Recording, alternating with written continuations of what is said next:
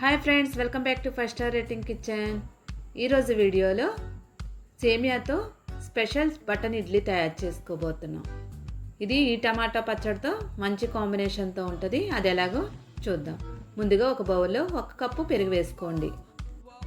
పెరుగు వేసిన తర్వాత బాగా మిక్స్ చేసుకోండి. మిక్స్ అయిపోయింది కదా. ఇప్పుడు దీనిలో 1 క్యారెట్ తురుము వేసుకోండి. నెక్స్ట్ క్యాప్సికమ్ చిన్న చిన్న ముక్కలుగా కట్ చేసుకొని వేసుకోండి. కొత్తిమీర కొంచెం, ఇవన్నీ వేసిన తర్వాత బాగా మిక్స్ చేసుకోండి. కూరగాయలన్నీ బాగా కలిసేలాగా బాగా మిక్స్ చేసుకోండి. ఇప్పుడు పొయ్యి మీద ఒక పాన్ పెట్టుకొని దానిలో 2 టేబుల్ స్పూన్లు ఆయిల్ వేసుకోండి. ఆయిల్ హీట్ అయిపోయింది కదా. ఇప్పుడు 1/2 టేబుల్ స్పూన్ ఆవాలు చిట్పట్ట అన్న తర్వాత జీలకర్ర 1/2 టేబుల్ స్పూన్ వేసుకోండి. జీలకర్ర వేగిపోతుంది చూడండి. ఇప్పుడు కరివేపాకు చిన్న చిన్న ముక్కలుగా కట్ చేసుకొని వేసుకోండి. పచ్చిమిరపకాయలు 3 చిన్న ముక్కలుగా కట్ చేసుకొని వేసుకోండి. అల్లం చిన్న ముక్క, ఇది డైరెక్ట్గా వేసేసుకోకుండా ఇలా తురుముకొని వేసుకోండి. మనం చేసేటప్పుడు అడ్డు రాకుండా చక్కగా మన నోట్లోకి వెళ్ళిపోద్ది. ఇప్పుడు దీన్ని బాగా వేయించుకోండి. ఇలా వేయించిన దాన్ని మనం ముందుగా తయారు చేసుకున్న దానిలో కలిపేసుకోండి.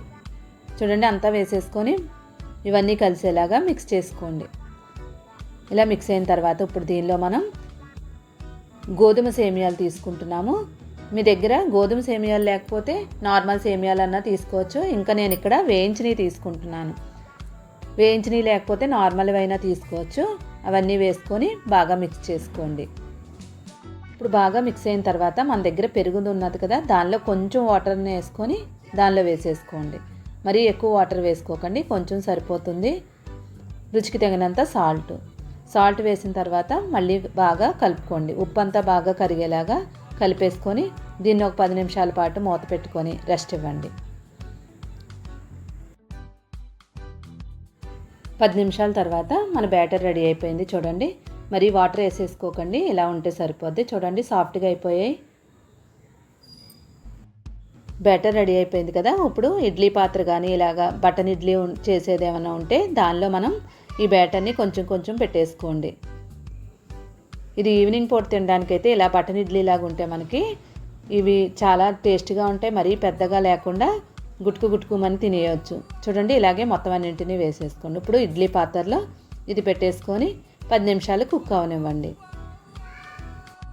దీని కాంబినేషన్లో ఉండే టమాటా చట్నీ ఇది సూపర్ అంటే సూపర్గా ఉంటుంది. ఈ స్నాక్స్కి కంపల్సరీ మీరు ట్రై చేయండి. లింకు డిస్క్రిప్షన్లో ఇస్తాను. పాతకాలం నాటి టేస్ట్లను గుర్తు చేసేలాగా ఒక కొత్త టెక్నిక్తో టమాటా చట్నీ చేశాను.